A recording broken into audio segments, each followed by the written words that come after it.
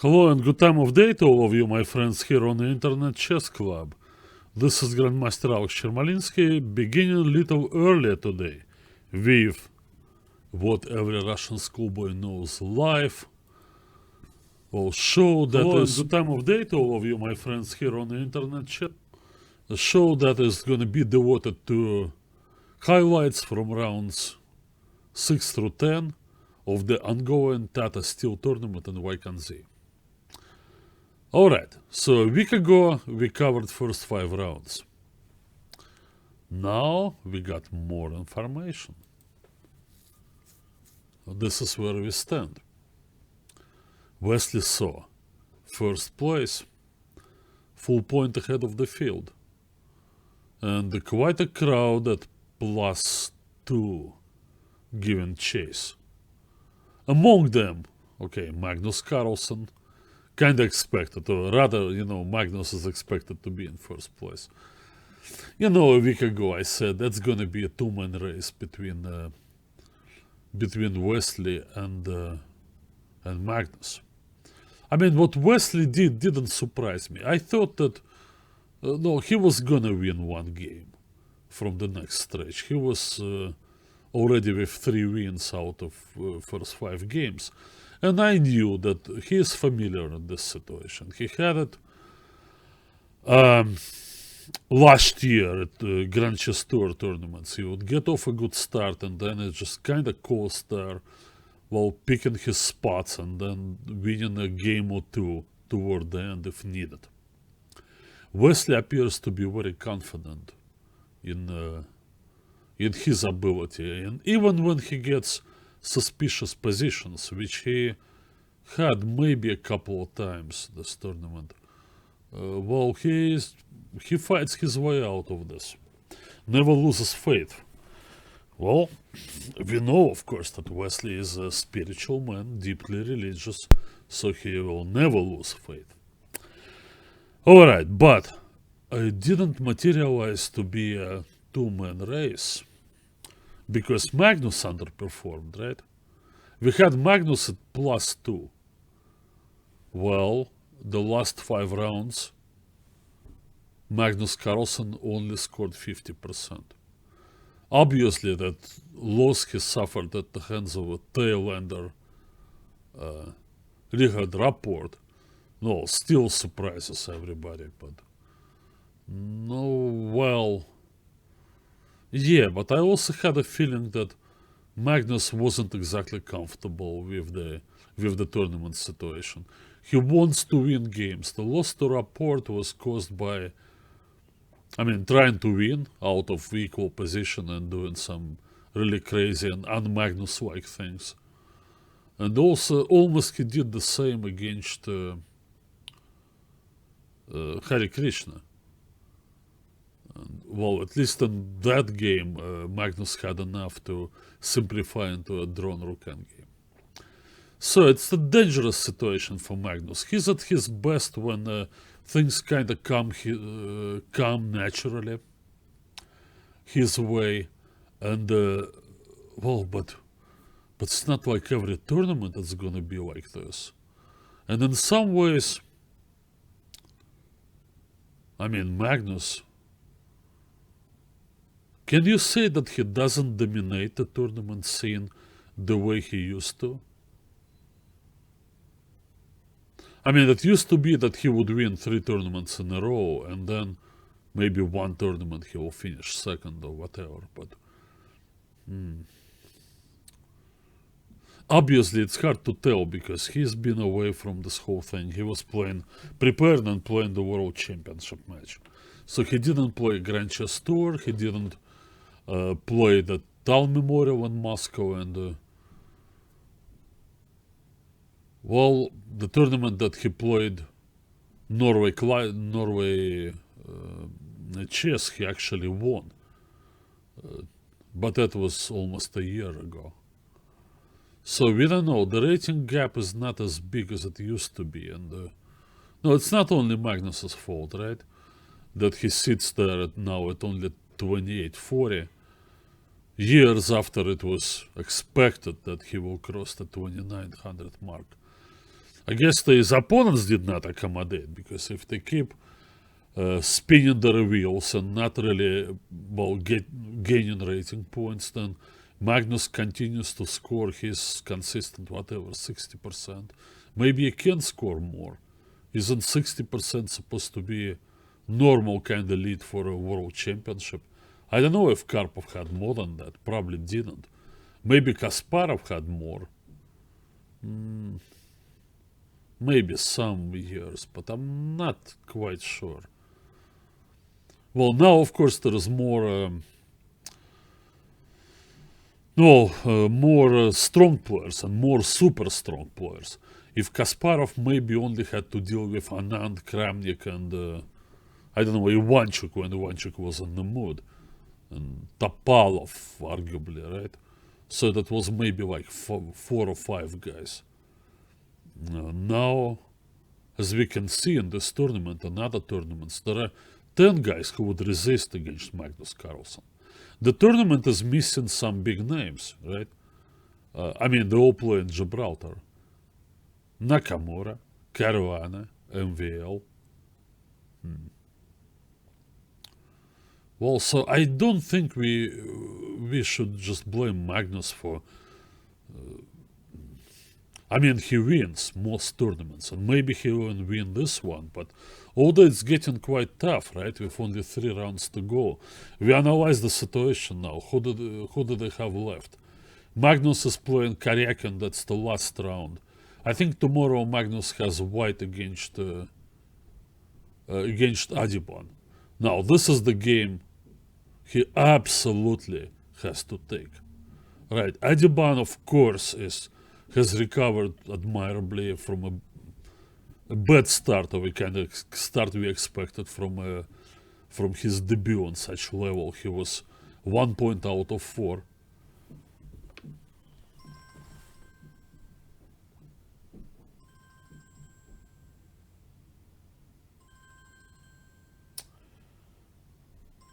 Sorry.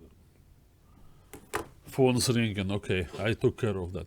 So anyway, 1 point out of 4 Adiban was, and then he scored 3.5 out of 4, and very nearly he won another game. He was arguably winning against Nepomniachtchi. He had a strong attack, but well, it was a draw. But anyway, Adiban seemed to be on a roll, but still, this is Adiban. I mean, who's Adiban against Magnus? Magnus absolutely has to take that game tomorrow. If he does, then he plays Ulyanov with black.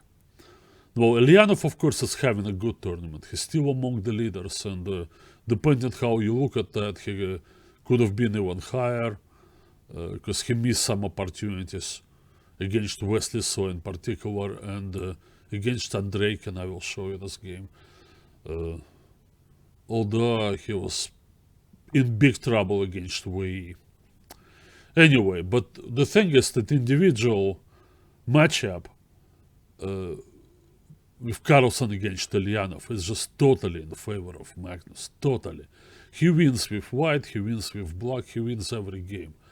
So there is a possibility that Magnus will get on a roll. He's a strong finisher.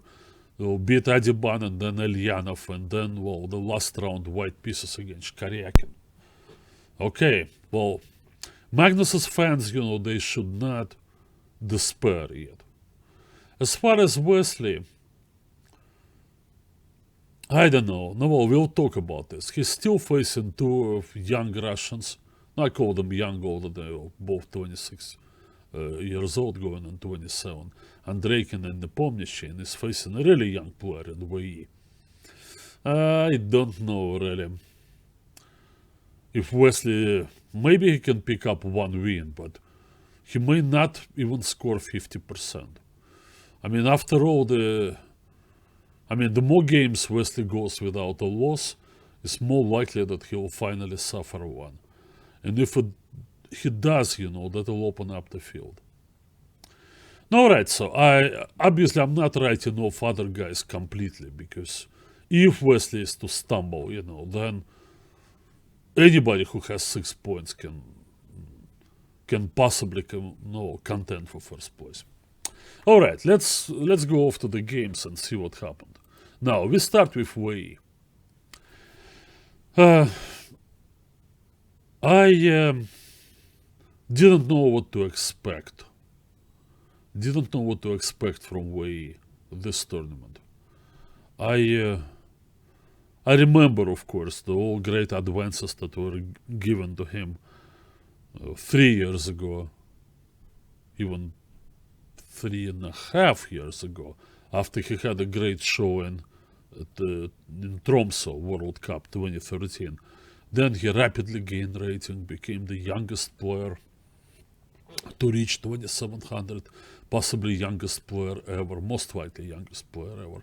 And the sky seemed the limit, but no, the ceiling of playing in this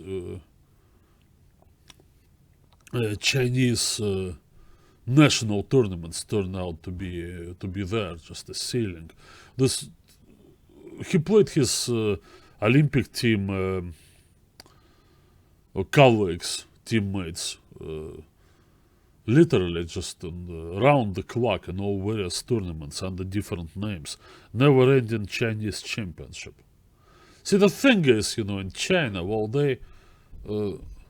I played there, right? In that tournament, I noticed that there were very few players, even half of my age. Like, if you don't really distinguish yourself, I mean, to the level of, I don't know, 2600 and up, probably to 27 now, then you simply cannot go on and with professional chess playing even when you're in your 20s. I mean, mid-20s. I don't know. That's how it works. You're supposed to become real good, and then, I guess you're gonna get the support. They really have a different system, but they don't really support the whole pyramid of, I don't know, having thousands and upon thousands of amateur players playing all the time, and then some group of masters, maybe, I don't know, hundreds, and then no, it's not like that. It's only the top players there. So as the result, they end up playing each other mainly, I have a feeling.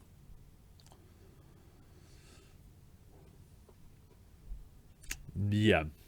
So I didn't know what to expect from Wei Yi, honestly. He started off kind of okay, but all the same he had this depressing loss to Magnus, looking very submissive in that game and nervous and spending a lot of time and losing very quickly, and it seemed like he had fear of defending some long endgame against Magnus. Well, the Chinese ratings are completely legitimate. Whenever they play against top players, they flop. I don't think so. Where's the flop now in Wei Yi? So he's showing right now the performance rating of 2818. No, which is higher than his rating. I mean, him being 27 or 6, I don't think it reflects his real strength.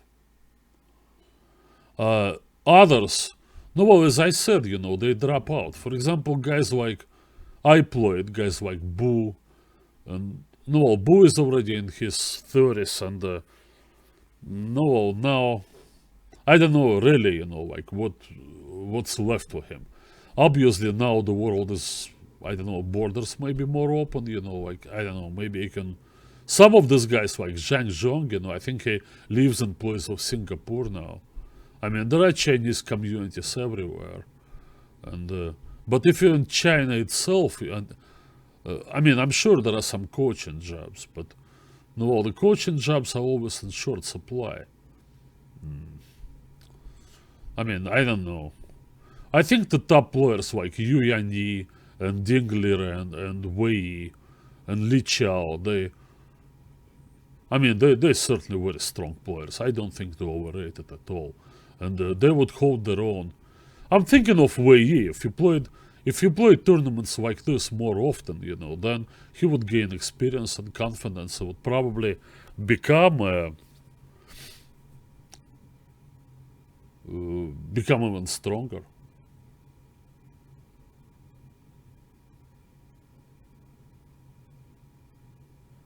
Top 38 in the world. Kramnik and Kasparov. Okay, well, now, first of all, let's find out at 18 years old, right? He's 18, I think. Alright, if he's 18 years old, where was Kasparov at 18? Kasparov at 18 played his first really big tournament in Moscow. It was 1981. And he did well. He didn't win the tournament, but he shared second place. He competed against Spassky and Petrosian. I don't know if he was top 2 or top 3 in the world. Maybe not, but it was hard to tell because they didn't play tournaments very often. Maybe if they played more often, maybe by his strength he already was. Okay, yeah. Kramnik, 18. Possibly, yeah. Well, you're making a good point, what can I say, but I mean, the situation is like that you just need to have the opportunity. I mean, Wei Yi simply what he did for the past 2 years. He played the same guys, well, that know him very well. They trained together. Can you imagine how difficult it is, well, to score consistent plus against these guys? They I don't know, 2,700. They're not bad players themselves. Top 10 or 12 Chinese players. About 6 or 7 of them are actually in the 2,700 area. And some of them are a little lower. Maybe this guy Lu Shanwei, he's not a bad player. He's playing in the challenges. It's just tough, But I mean, I see some positive signs for Wei Yi. Let's look at this game. So he plays Rapport. Well, with Richard, it's not like I know him, but he was there in China, the tournament where I played. So I saw him and I met him for the first time, and his wife was a very nice young lady, also a chess player. I mean, I have only good things to say about Richard. He's a very polite young man, and he loves chess, and he plays his own chess. Now, I think he's yet to find himself in chess, really. He probably understands that he needs to play a little bit more solid, if he wants to survive on that level of competition. But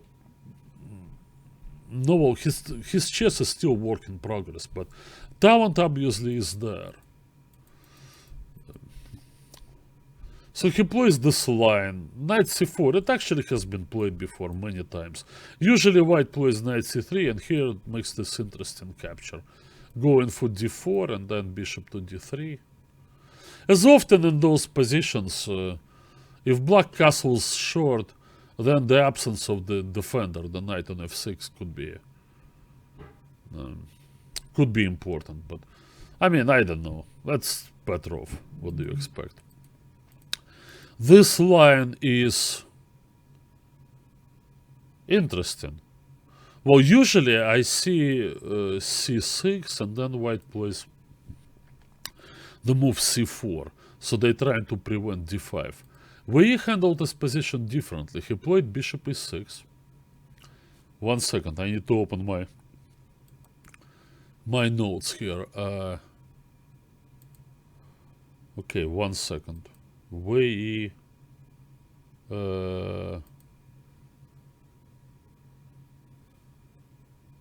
No. Okay.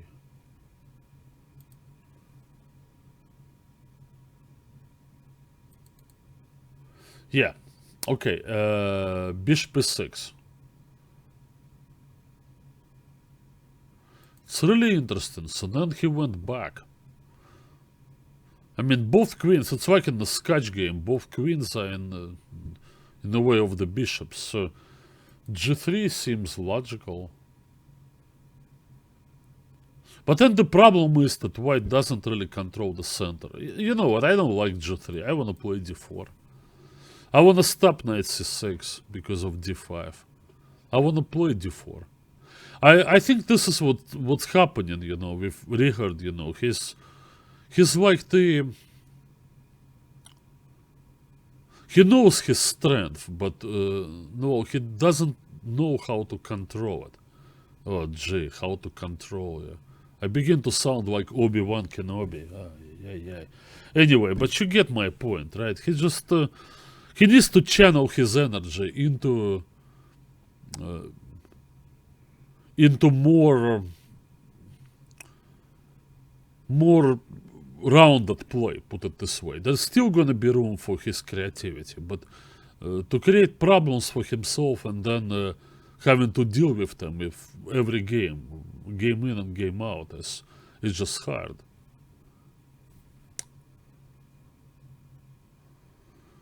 No, the young Russians have, well, I don't know, they play each other the same thing, you know. I'll talk about the Russian players who no longer that young, you know, they're certainly way older than Wei Yi, and how they are taking advantage of a great opportunity afforded to them to play in a Tata Steel tournament. But let me finish with this one, you know. I like that game. So now, instead, he goes g3, and then, look, white cannot move in the center. Well, there is something unhealthy about white's setup. When you can't move your d-pawn forward. Anyways, there he goes for b4. Well, I like d5. This is great. You see, Wei Yi, he's quite capable of tactical play, but he has more of a solid foundation of his play. Maybe that's the reason why Wei Yi is at +2 in this tournament, and Rapport is not, I would say, rather disappointing -3. I expected better from Richard, but he played a lot, you know. He spent like, well, month and a half in China playing. He actually played Wei Yi in a match, and it was evenly contested match. Rapport even won it on tiebreak. But now we see that Wei Yi seemed to be better prepared to play against top players. Now, logically, white should be taken en passant, right? He should be opening up the b file. The problem is you're dealing with the threat of d4.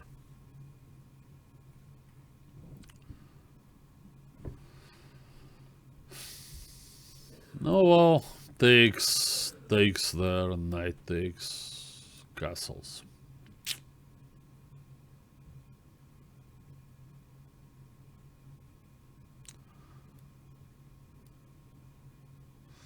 I don't know what next.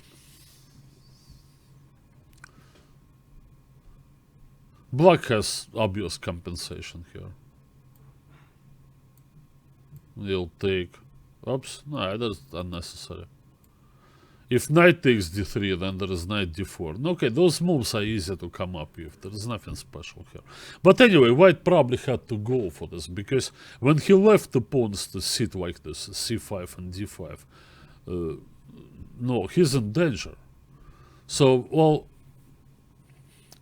I mean, maybe Richard didn't want to simplify the task for the opponent, and this is how you play open tournaments.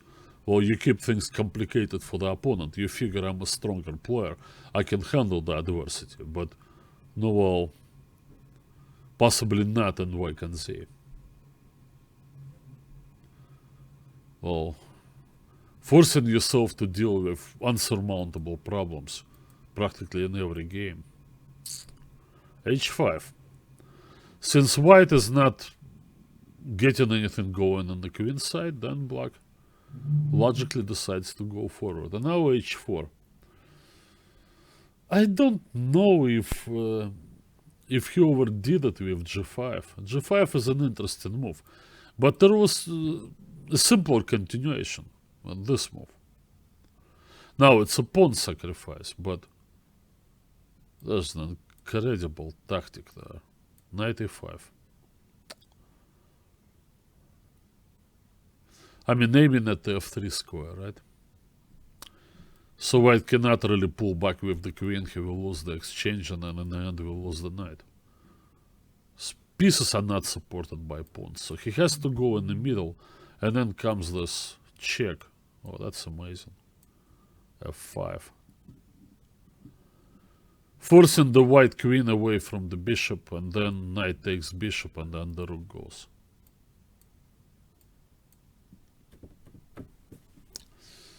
Well, I assume we didn't see this line. He went for g5, which has similar ideas, but look at the rapport now. Interesting, right? So if black takes, then in this situation, white would already threaten to take on b6. So correctly, Wei Yi plays a6, and now we have that.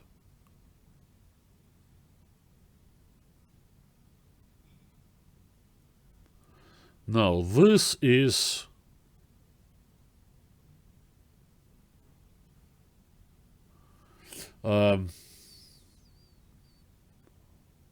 somewhat different, I believe.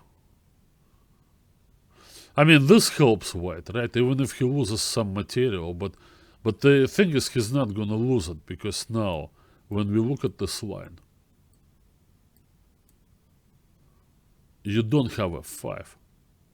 You simply don't have f5 because of 1% capture. So this whole line doesn't work anymore. So he had to play it differently. He plays this attack and move h4. And indeed, you know, this whole thing looks threatening. Black wants to blast open the h file, but probably there was a solution, and it's kind of like the straight up solution to white's problems, just to get to this f6 square. He could have done it, right?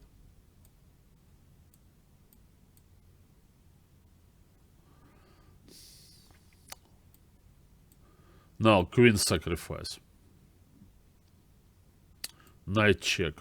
Getting the queen back. It is bad to take the bishop, because then the knight takes the rook with check and then forks the queen, and in the end black is gonna be ahead by a lot, maybe by a rook. Better, of course, is to give up the queen immediately. And then take here. I don't think white should be alarmed here about being mated on h1. After this capture, he takes back and the king gains the f2 square. Black just doesn't have the pieces to attack. And no, since he's down 2 pawns, it's time for black to worry about not losing this game. So that was basically the truth of this whole g5 thing.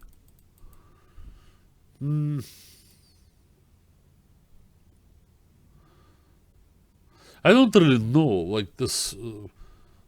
I noticed in Richard that he's bursting with ideas, but no, sometimes he just goes for his ideas, perhaps unwisely. No, he needs to keep himself in check. Put it this way, you know, and then he will have great future. Yeah, after knight c7, h3, already there's this threat of h2. If the king goes to the corner, then knight takes f2. So knight c7 was really unfortunate. Maybe he missed h3. No, he had to play this then. What else to do? With eliminating this knight, then he can move the bishop away, because h2 is not going to be that deadly, because there is no attack against f2. All the same here, let's eliminate this guy. I mean, rook h1 is not mate, we can take on g2.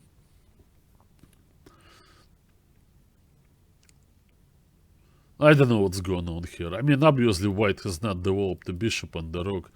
But no, maybe he survives this. This I found hard to believe in, and it looked more like desperation. I mean, White simply doesn't have the attacking pieces to get the job done. He's looking for perpetual check, hoping also that Black would take this pawn, then reinforcements arrive. Probably King d6 was winning right away, but he repeated first. And then Wei Yi went King d6, bravely up with the king, but where's White's attackers? It doesn't have any. In the meantime, that mate was threatening, so he plays Rook e3, check, Queen c6. It's one brutal move, like Queen c6. On this, King c4. Check is answered with check. Here, let's make it flashy. Queen takes, mate to the White king. Yeah, child's play, of course, for Wei Yi. I mean, not to mention that he's ahead, what, 2 pieces? No, Rapport plays just one more move, but now he really has to resign, because after the trade of rooks, bishop f3 will be made. Yeah, so he got slaughtered in this game, but no, I gotta give credit to Wei Yi. He played a lot of good moves, and I will particularly single out, you know, this d5, the whole thing with when he went d5. Out of the unusual opening, the young player appeared to be confident, and d5 I like a lot. And then c5 as well. So he played well, and this is how we won the game in round 6, and well, it gave him the necessary boost, because next game, it's like when you play Luke Van Wely, that's when you expect to win, right? Oh, for the move knight c7, he spent like 10 seconds. Yeah, then this is kinda irresponsible. We'll talk more about this when we talk about Jan Nepomniachtchi. Now, Wei Yi doesn't have this. When I played him, and I'm glad, you know, I had this opportunity to play them once, but I saw how serious and respectful he was. Not to me. Well, he doesn't have to respect me, but he respected chess. He sat there, and then he encountered some problems in the opening, and he sat there, worked hard, and figured out what to do. Now, he didn't pout, he didn't lash out, he didn't act like, oh, well, you know, I don't deserve this, or none of that stuff. He just, he worked hard, and that's important. I mean, as much as we talk about the talent, you know, and other, you know, things that require the ability to see the board, and I mean, other things, well, even how you work in preparation, those things are important, but your demeanor at the board, you know, is also essentially important. People who act out, you know, at the board, they usually do not perform to their potential.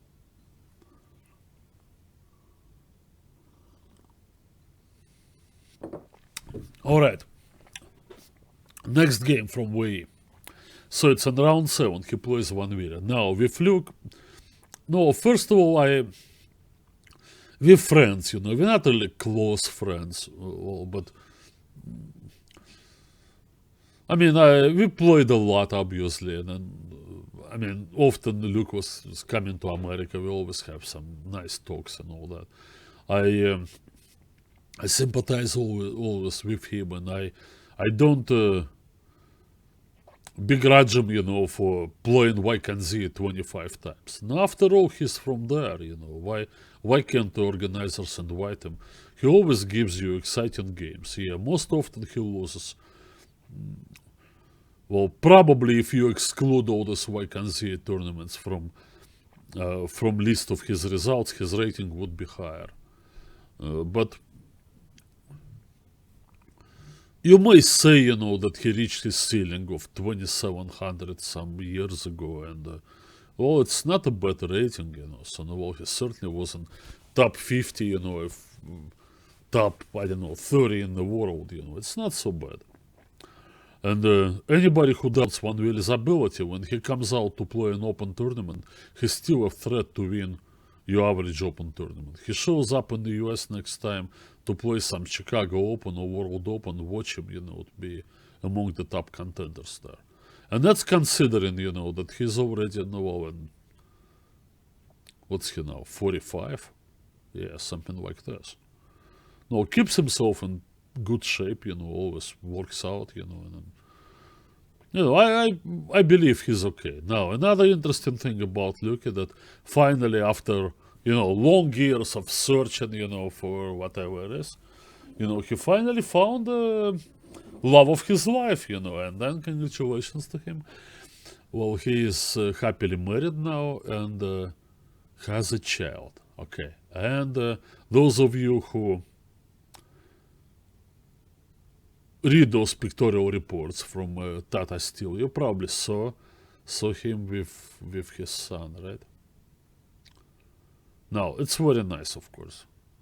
Yeah, one questions, however, a little bit how wise it is. But I mean, from Wely's point of view, it's like, all right, like what... he doesn't expect anything from himself. Nobody expects anything from him. Well, maybe a slightly better result than the current 2 points, but okay, he could have been maybe at 4 points. It doesn't really make a whole lot of difference in this situation. So it's fine for him, to have his family over there and all that. As far as Wely's chess, well, some people can say, oh, well, if you study and learn to play the Berlin, you wouldn't be losing that many games. No, well, yeah, maybe, but no, well, you wouldn't be Luke Wely. So he wants to play his own chess. He always played the Sicilian, he always took a lot of risks, and indeed, his better prepared opponents often crushed him out of the opening. Okay, so here we go.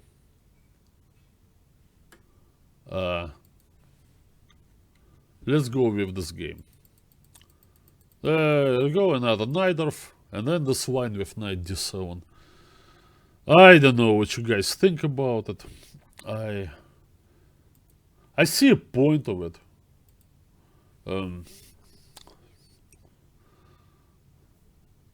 Knight d7 is commonly played here, right? Then white always goes bishop c4, and then the main problem that black encounters is the possibility of sacrifices on e6. That's why Kasparov never really played knight d7. He always played queen c7, which of course allows white to take on f6, so it's a different kettle of fish, of course.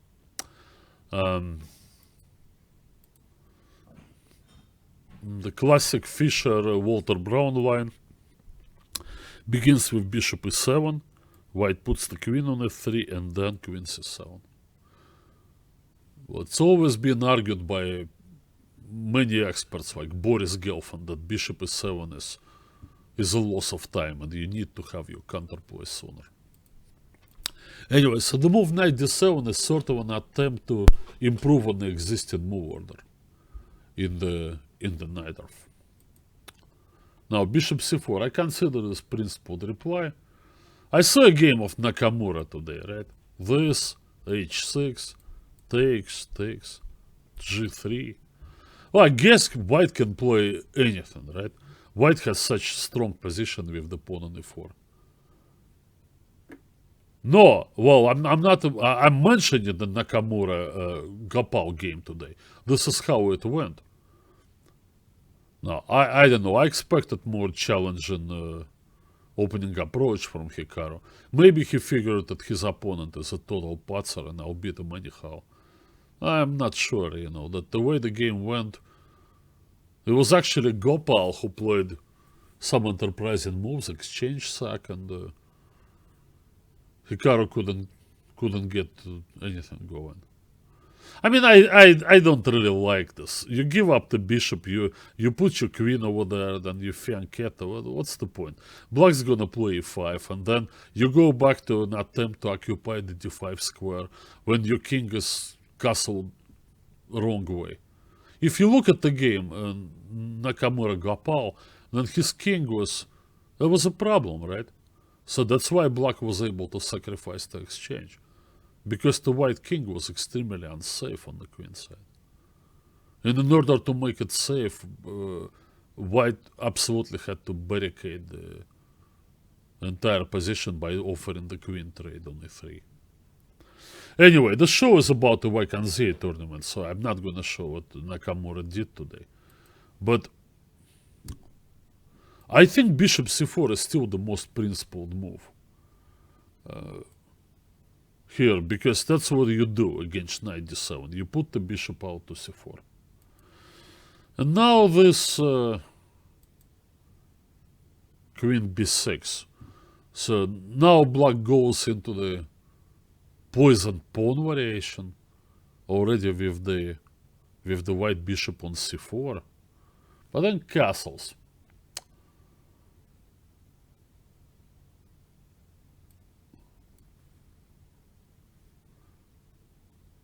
Yeah, also possible is queen d2 and bishop b3. I know, in this position, black can take. I don't know if he survives this. Maybe he does. Knight d5 takes this. Queen there takes. Queen back. Certainly white pieces to look poised, to cause problems, but is there...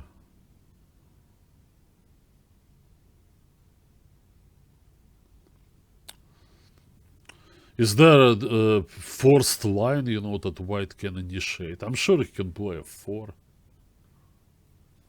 Interesting, but all the same, think about it. When Wely played this 20 years ago, okay, he was a young player himself.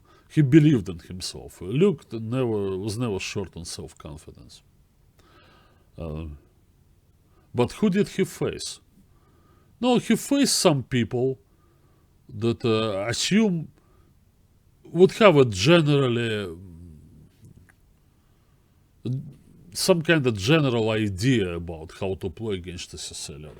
Well, it was still in many ways virgin territory, even after I don't know, playing this for 30 people played it for 30 or 40 years. There was just so much. I mean, there's so many tactical possibilities. And a confident player, particularly the one who built experience in such structures, would, in practice, score extremely well. Yeah, you would lose every once in a while. I was like this too. Well, playing the Sicilian was simply like a rite of passage, because how are you going to score enough points in those open tournaments? Every and each of us was mainly preparing to play for a win, to play open tournaments when you need to score maximum points, white or black, and you meet with mixed crowd and all that. Now it's different. Well, we have a lot of league tournaments. I'm not even talking about top players.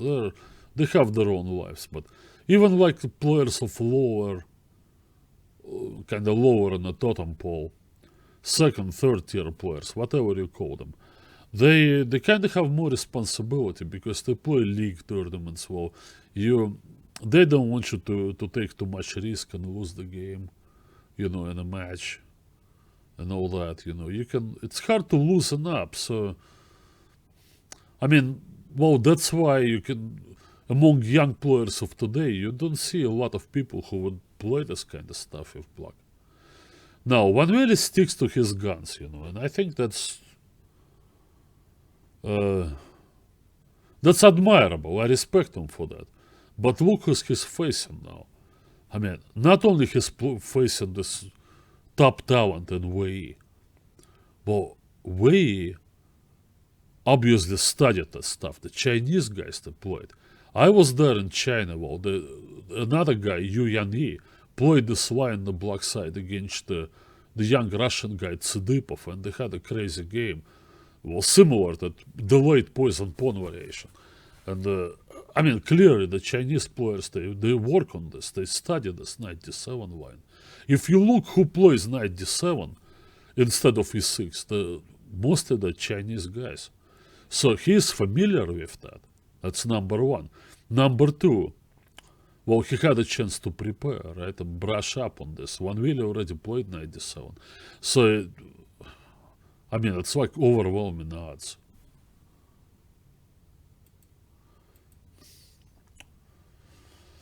So,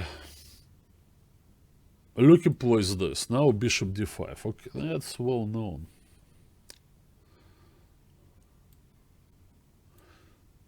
So white actually doesn't have to take on f6, so he finds a way to keep both bishops safe. Now in this position, Luke played e6. I don't know about it. You know, it probably should go g6. Somehow the dragon looks little safer against this whole thing. I don't know, maybe it's an illusion. I mean, blacks clearly need to complete his development as soon as possible. e6 is just asking for the sacrifice. And a few moves later, rook e1. This all has been played before. And then this. Yeah, we previously had a game in which he played bishop b3. Now, what about Luke's preparation? I assume even with his family being there with him, you know, he can still find, I don't know, half an hour to prepare for his next game. And did he really think that Wei Yi would go back bishop b3, how he played already 2 years ago in China Team Championship, where the game where it didn't get much. Black played knight c5 and kind of had normal Sicilian. I think he had to expect bishop takes e6. Here is what happens after this. Look, Wely spent 50 minutes here. You did not miss here. 50 minutes in a theoretical position, which is known since the year 2014 when Belarusian Grandmaster Sergei Azarov invented this whole line for white. He used it to beat Jeffrey Chang. He used it to beat somebody else in some American tournaments, and now others picked it up. White has a pretty good attack, but I guess king f7 remains main line, right? But you have to go back. There's one thing here. If you go king g8, you're hoping to survive because white doesn't have the white square bishop. But this diagonal beckons the white queen. There goes. b4. White wins. Okay, at least he wins back the piece and then he probably wins the game. b4 is strong. Supremely strong. It's a difficult position to play. White already has 2 pawns, so basically if you go for this, I mean, you don't have a counter-attack like you have in this line from the Philidor or something, I don't know. Here you just give up that and then you try to trap that knight, but you're gonna be down material anyhow. This is lost. Oh well, I don't know. So you're supposed to play this and back to e8. That much I know. Knight d5. Strong attack for white. So Wely, I assume, is not very well prepared. So he sits here and now he has to figure things out at the board, and which is near impossible task. Played knight c5. Wei hit him with b4. Pretty good move.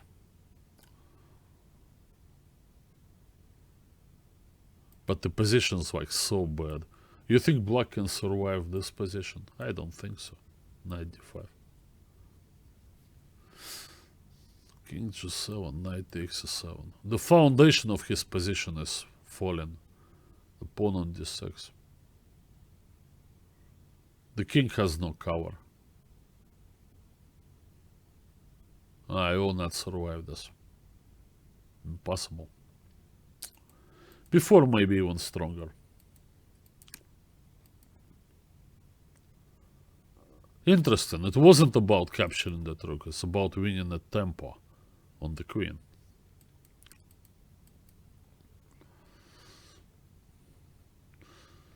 Here comes the only move that I, along with others who looked at this game, can criticize. Among all the moves Wei Yi played in this game. Knight b6. I mean, the position called for more energetic approach, and it's, obviously the move e5, it just strikes you as the move to play, right? You take on e7 and play queen takes d6, win that piece back. This one was also pretty strong. Threat is to take, then bishop g5, and surprisingly, we pick off that queen. Both moves were winning by force. Wei Yi played knight b6. I think he thought that this was a nice and easy win. Because he got on the... He removed this d pawn, and he got on the discovered double check and all that. But one really surprised him with this tactical shot.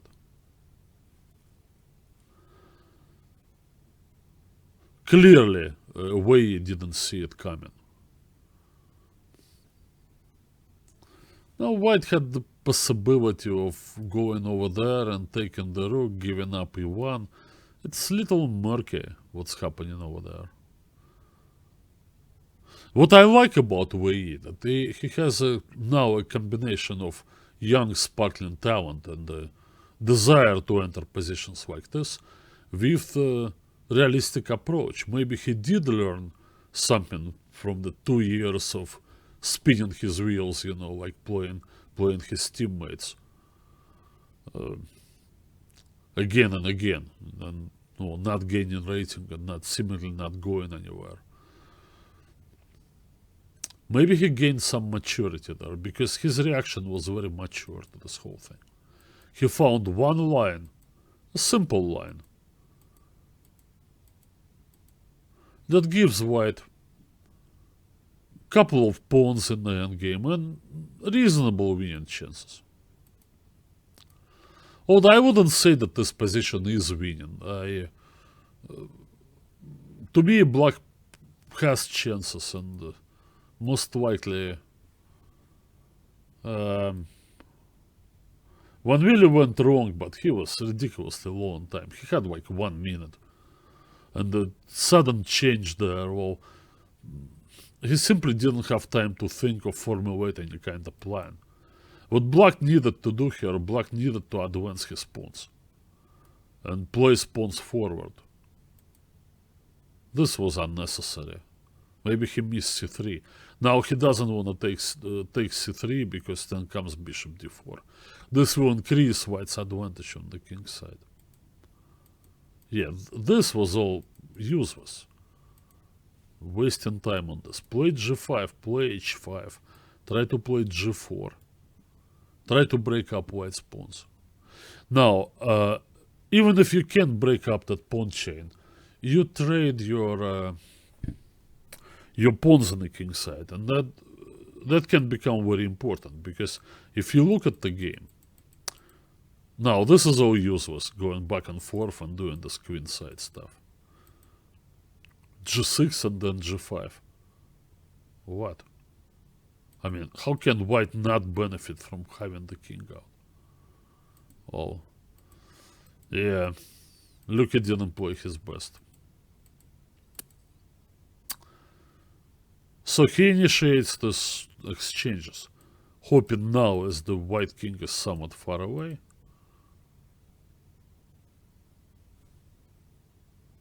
to survive down 2 pawns.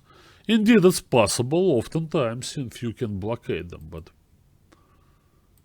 Wei knows that they cannot be blockaded. The difference is that now Black doesn't have the time to take on g3 and trade both sets of pawns. If he could, then he can make a draw, because he will do this kind of stuff, f5, he will sit over there. Eventually, white will do this, and then important is to play bishop over there. And now, it's a theoretical position. Now if you play e6, then black is happy to give up the bishop for 2 pawns. And there is no way white can go around with the king to support it, because he's tied down to the defense of f5. This is how it goes. So,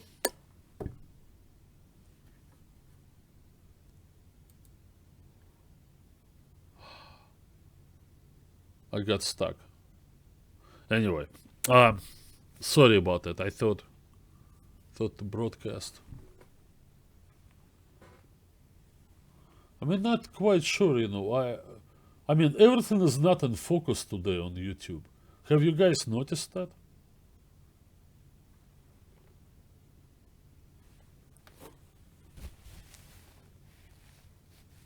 One second.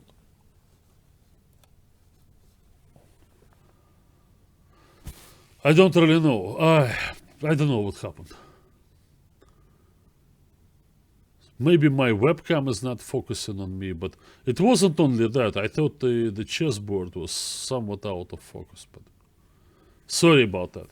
Anyway, you guys are not asking me any questions today. So usual story, right? I sit there, talk for 1 hour, and then you guys show up finally, you start asking questions when it's already time to go home. Oh, hello, Zimonzen. How you been?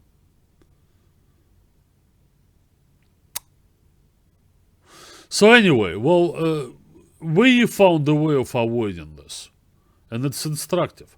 Now, the point was that if here, then f5 check in between. Now it's going to be exactly the same thing. The only difference is, when I win your bishop for 2 pawns, I still have the pawn on the g file.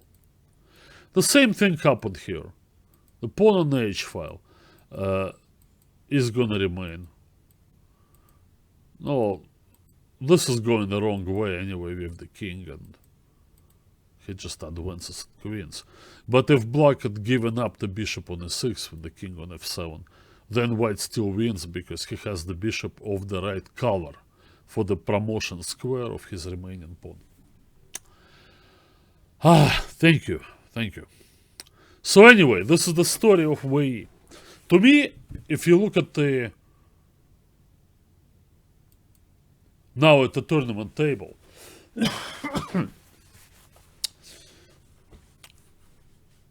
well, one order or another, obviously we expected to see Magnus with somewhat better score than just +2.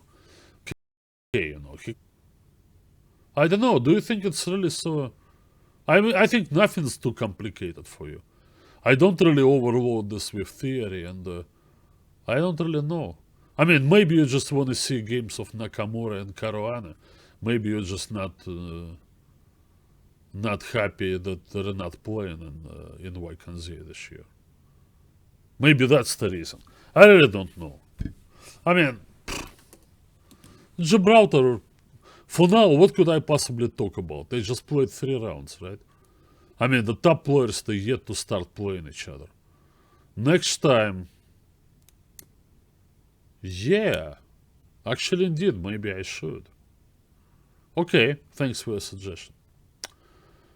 I'm thinking, okay, so I'm looking at the cross table, like Wei Yi is there, which not too many people. I myself didn't expect him to be up there among the top group.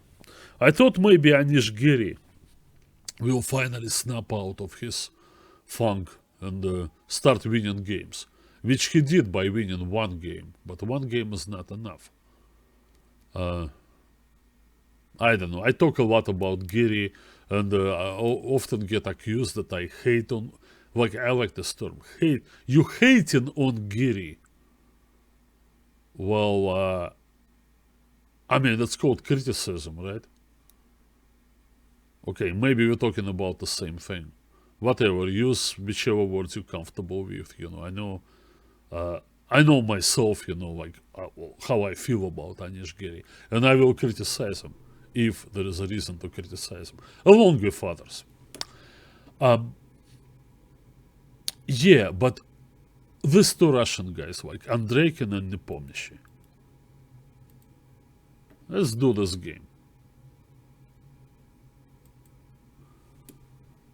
There's so much talk, particularly on this Russian internet chess sites. Or our guys like Andreikin and Nepomniachtchi in particular, they never get invited anywhere, and they never had a chance. It was always given to, and then there goes a list of names, whatever. I don't know. Giri and Caruana and Carlson and whatnot. Okay, maybe. I don't know. Point is, forget about the past, right? Nepomniachtchi, who's always been a major talent and competed with Carlson the same year, Andreikin also same year birth, 1990, together with MVL and Harikrishna. So they competed in this junior tournaments, and Nepomniachtchi arguably had the best results among them all. And then whatever. Okay, so now he says, all right, I'm serious. I'm 100% devoted to chess and all that. And indeed, he gained a lot of rating points, and now they calculated this universal rating, and he got his invite into the Grand Chess Tour. Okay, and this tournament. Cross table again. Can you believe that after 10 games, these two guys, ranked number 10 and 11 in this thing, Andreikin and Nepomniachtchi, have 0 wins between the two of them? How is that possible?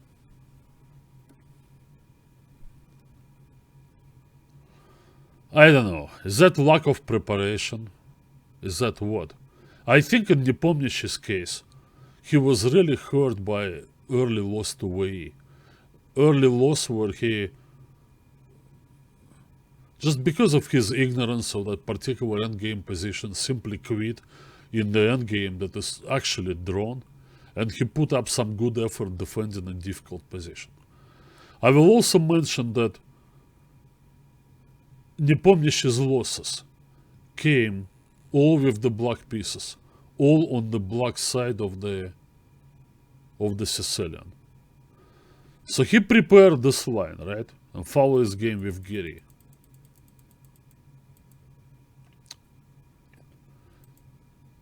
Neither. And he also played the knight d7 line against bishop g5. He played it against Wei Yi. Now, I don't really know. I think that's a little too much. So opponents prepare for him. The last time he played it was against Adiban.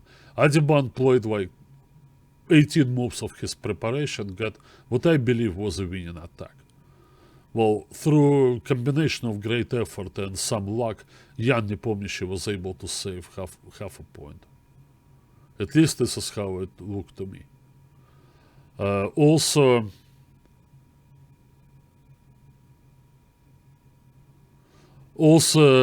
this game, and he had, I don't know, I just don't believe in this stuff. You can't really rely on one opening, particularly as exposed to preparation as the Neidorf. Well, for a tournament like this, I think Nepomniachtchi had to prepare another opening, whatever it was, just to introduce some element of surprise. Now, Giri played g3. Okay, Giri is Giri, so he plays his line, and fine. It's all book.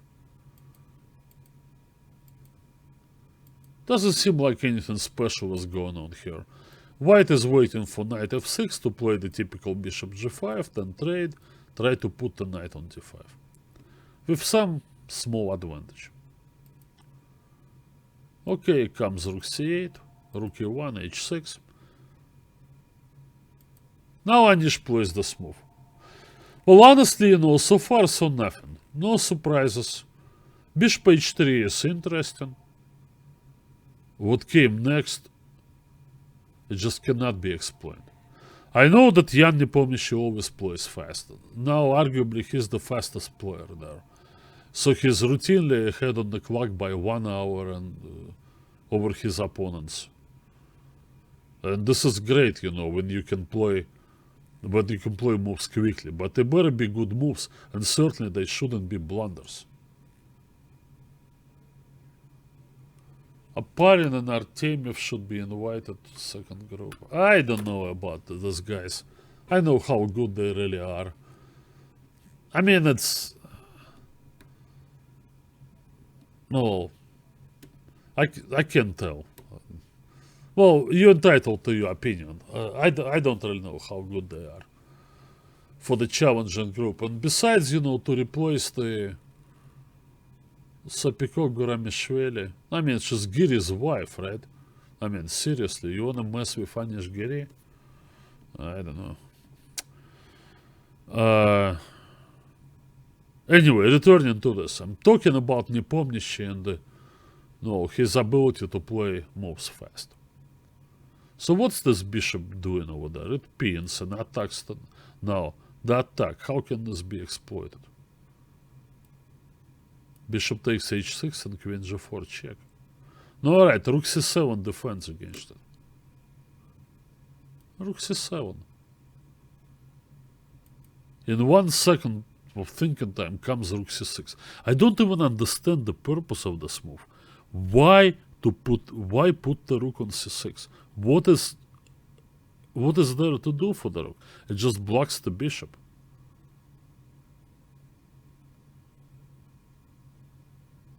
So Giri looked at this and played bishop takes h6. Now we have a player thinking there for 20-something minutes. Well, okay, now we know that Grishuk can routinely spend, I don't know, 1 hour on one move and whatever. One really spent 50 minutes. For Nepomniachtchi to spend 20 minutes on one position is unheard of. Yet he did it here. So it was clear blunder. I mean, he plays bishop h3. It's not like it came out of nowhere, an unusual pattern. So you think that this bishop is over there. How can white increase the pressure? Queen g4, kind of a double attack, right? Queen g4. Or maybe we reverse the moves. It's just impossible. I mean, I don't know why explaining these things to a 2750 player who's top 10 in the world by new universal rating and is going to sit there and play the entire Grand Chess Tour. It's just irresponsible. More. Okay, fine. So Anish is reasonably happy. His upper pawn has a great winning chances here. But he has this double pawns and I like his decision to go for it right away.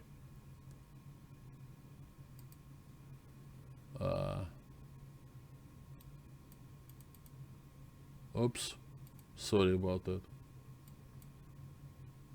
I opened my chess base thing and it covered everything. I'm not gonna do this. Yeah.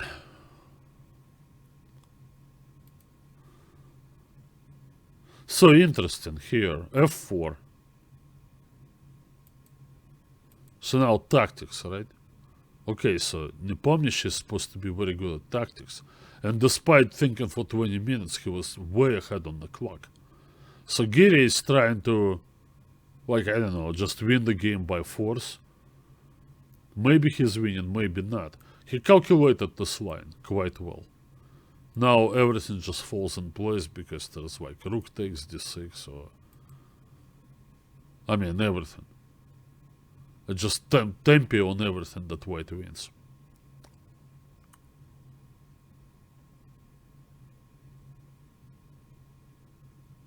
Yeah, so black plays bishop c8.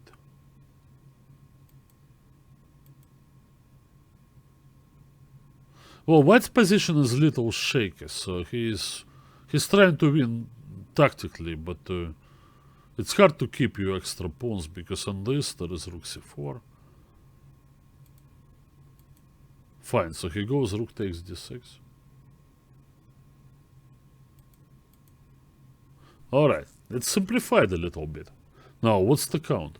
5 pawns each. Oh, the main danger is represented by white's d pawn. Losing the pawn on b6 and eventually on a6 could also be annoying, but no, it's kind of like the second danger that you need to worry about.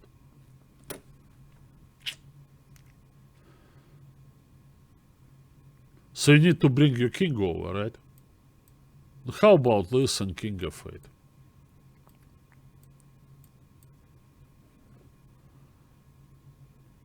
Well, attacking the pawn on c2. No, the d6 pawn remains, but the white king is going to be cut off. Black's in the game, he's only going to be down a pawn.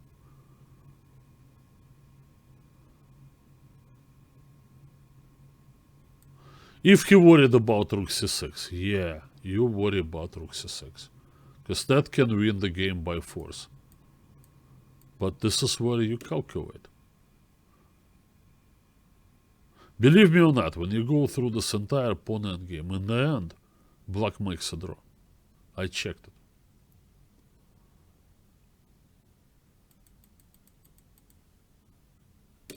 That's what you need to do, particularly with Nepomniachtchi's ability to calculate variations. He simply cannot get down on himself and get discouraged. And maybe years of playing video games taught him that it's more economical to hit the restart button. No, it's not exactly how it works in chess.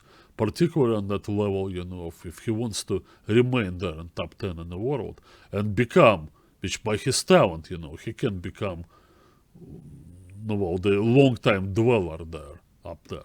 He simply has to be responsible, more responsible for every game that he plays. He absolutely has to be like this. Now, he didn't hardly put any effort into this, into saving this game.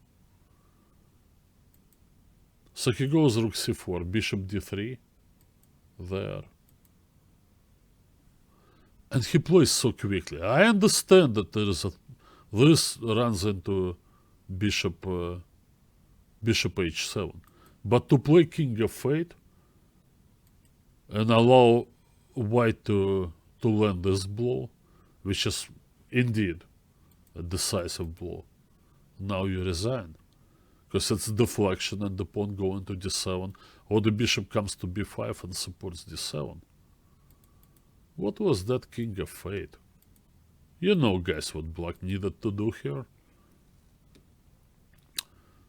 Like it or not, you play this move.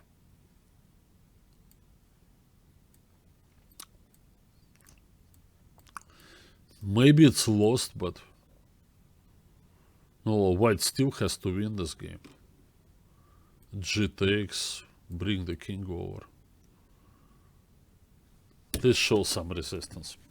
Yeah, Nepomniachtchi's problem in this tournament was simply his mental state, and it's gotten worse as the tournament went along. I will just show you this when he finally was in a position to win one game. Finally, so he played against Pentava Harikrishna, right? And played this rare line. B4. Somebody played it already. I know it's okay. The effort is there. Finally, Nepomniachtchi came out and said, "Okay, maybe this tournament is over, but I still have 5 more games to play." It was in round 9, and let me win one game. And he really plays, like we expect him to play. Well, Harikrishna also he counterattacks with h4, and with d4. It's fascinating what's happening here. But then, of course, Nepomniachtchi sacrifices the exchange, and he gets his kind of position. Now, the black king is stuck in the center. Obviously, white has a lot of play for a pawn.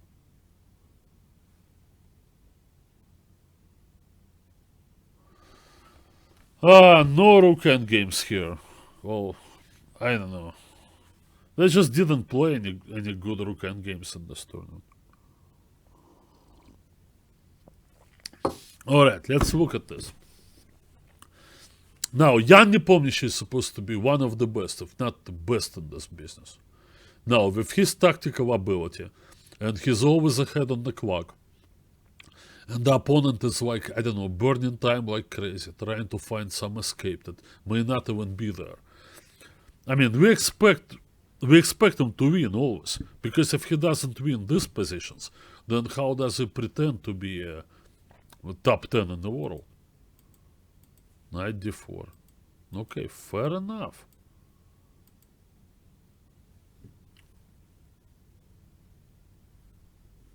What is my analysis of this whole thing? Hang on.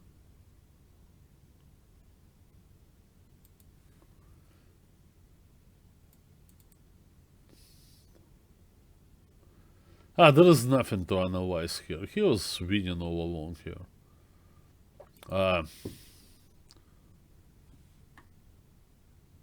Black simply cannot establish any kind of coordination here with his pieces. Yeah, this, right? I mean, to win here. Really? Okay.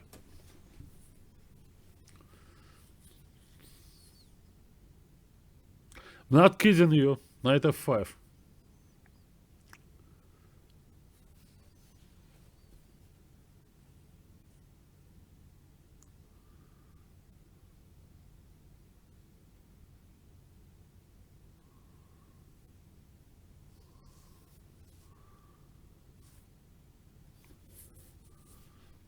Okay, tell me what you think of knight f5. Discover the attack on the queen. Can the knight be taken?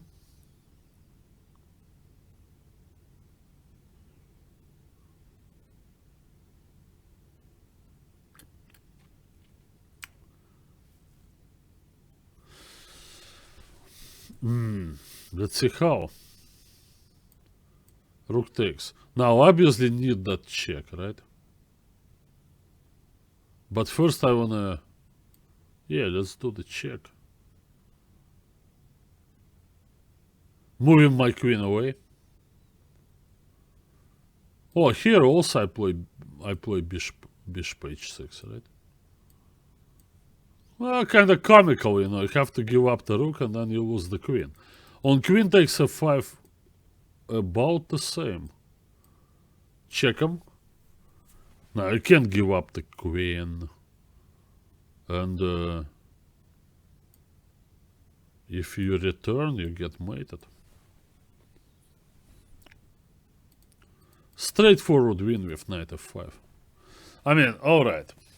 I understand the frustration that the tournament don't go your way, this and that, but I mean, you just have to be...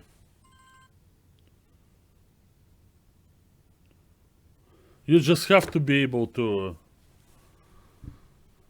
to pull yourself together and find moves like knight f5. Okay, he didn't.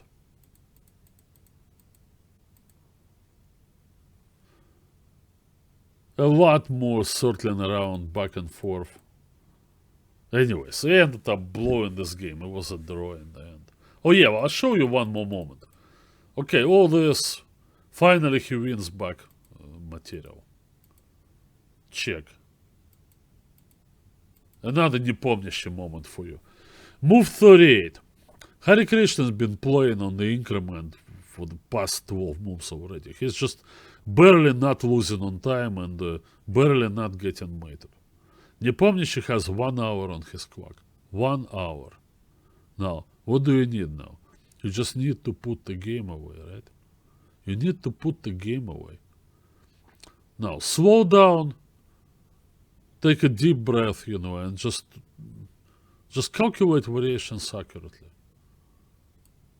This is the most direct move, right? Take that pawn. He can't move the king away to protect it because of queen check. And I take it with check. Instead, he plays knight f5. And now this, and he starts thinking. Oh, suddenly, I don't get to win king and pawn endgame. Because the black king can grab the pawn on c5 and still stay in the square of the kingside pawns.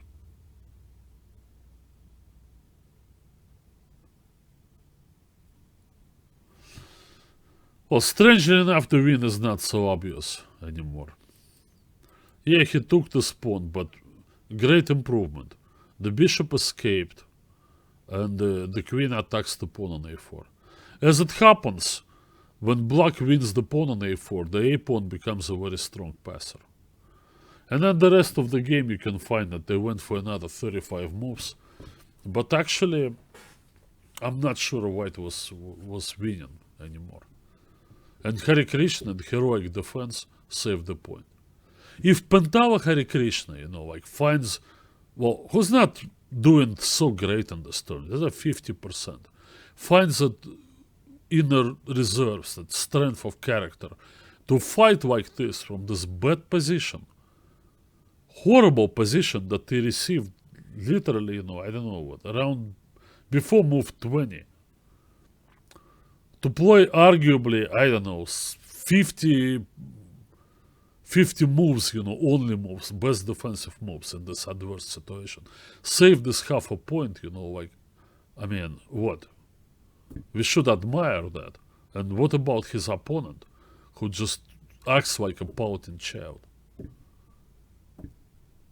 Now, all right, I'm being harsh. I'm hating on everybody.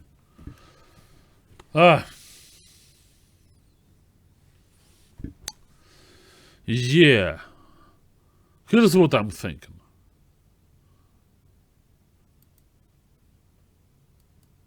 Yeah, there is another guy there, right? It's Dmitry Andreikin. Now, with this guy, okay, the story is even more dramatic in a sense, because Andreikin, being a talented player and all that, and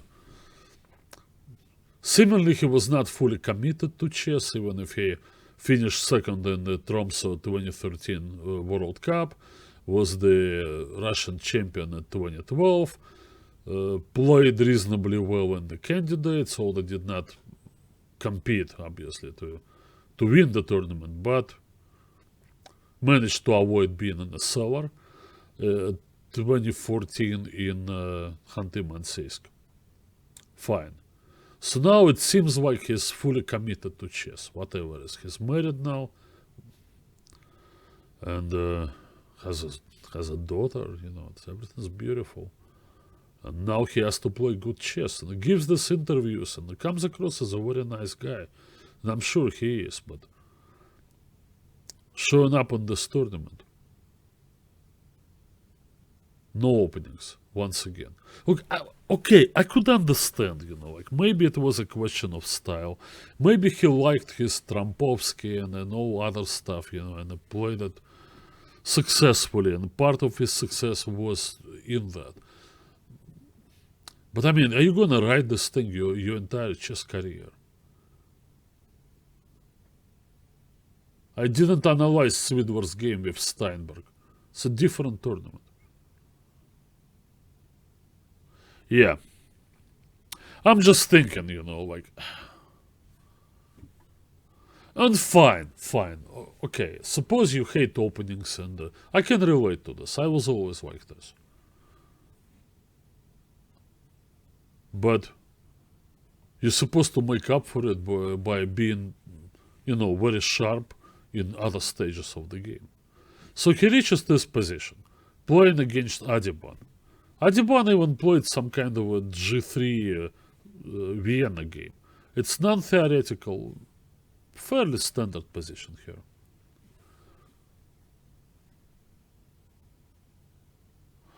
White has already maximized his efforts on the king side. And Adiban begins this maneuver. He wants to bring his knight to g5. And push the black knight away with the move c3. My question here, which I had no answer for.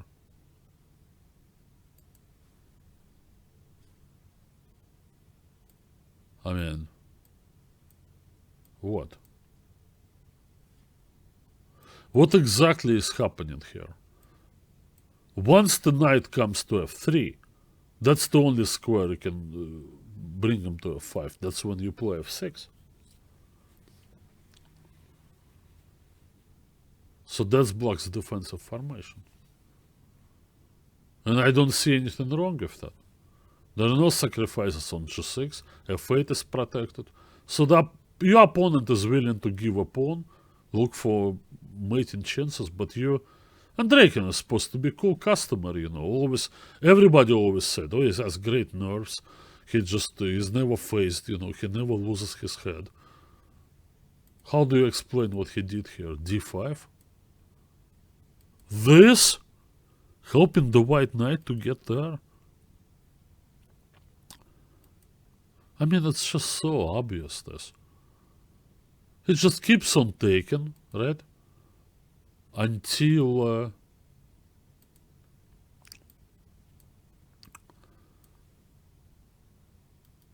black is forced to take with the pawn and then knight f6. This is how white wins the game.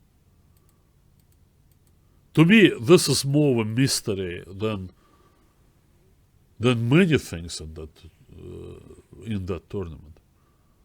I've never seen anything like this from Dmitry Andreikin.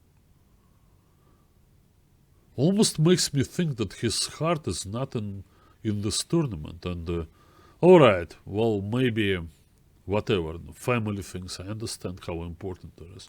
But, I mean, a tournament like this, it's a rare opportunity for Andreikin to play in a tournament of high visibility.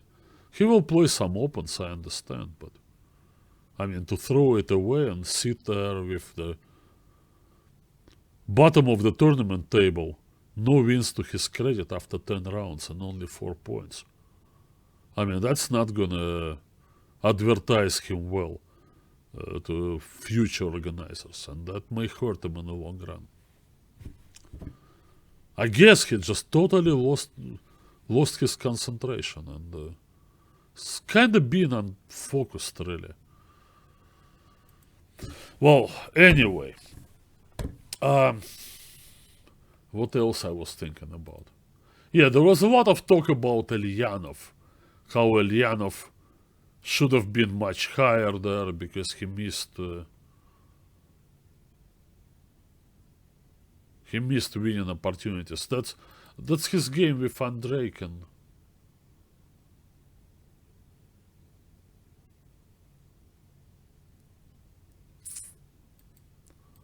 It's a typical weird game. So once again, this.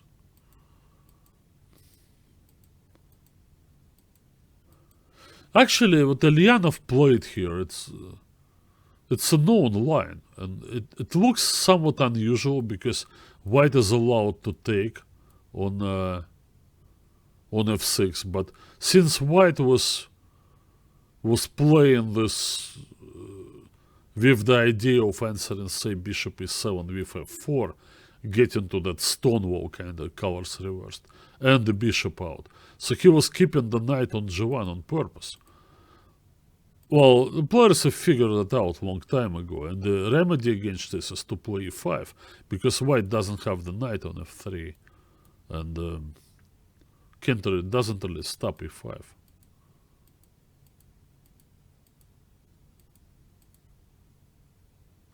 I mean, I don't know. It's just I can't understand, why a young player, 26 years old, these days with all the opportunities that he has, and I mean, databases and all that, like computers, and I'm sure he can find some people who would be happy to work with him. Some guys of his age, who maybe not as known as Andreikin, Do some preparation for YKZ tournament. Come up with some stuff that is better than this. How can you be even satisfied, getting positions like this with white? I mean, I don't know. Whatever worked for him previously, this kind of offbeat openings and always playing kind of on the counter-attack, and well, nothing's gonna last you forever. Your opponents will adjust. They know who you are. And you constantly have to work on to reinvent yourself, come up with some new openings, new ideas. That's the only way you can stay at top. And I know it's a precarious situation, very precarious for Andreikin, because there are many people rated 27-30 who could be there instead of him. So more reason, to take this tournament extremely seriously. And wasn't the case. He plays this before, bishop to c5. White's position is getting gradually worse. Look at Ulyanov. I believe that by talent, Ulyanov is nowhere near Nepomniachtchi and Andreikin. But Ulyanov is a hard worker, and he's a very intelligent man. And he maximizes what he can do at the chessboard at the right moment. That's why he's there competing.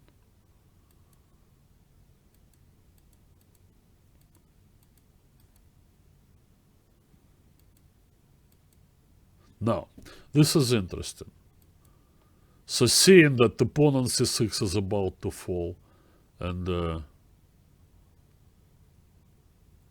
his position would become just totally lost, Andreikin begins to muddy the waters a little bit by inviting the black knight to come to d3. So he drops the exchange there and then plays beautiful move, rook b7. I mean, the guy who's capable, to find things like this from basically a lost position should be doing better in a tournament than -2. Well, truth to tell, black was probably winning here, and it's one of Ulyanov's losses. I think what he saw was this, right?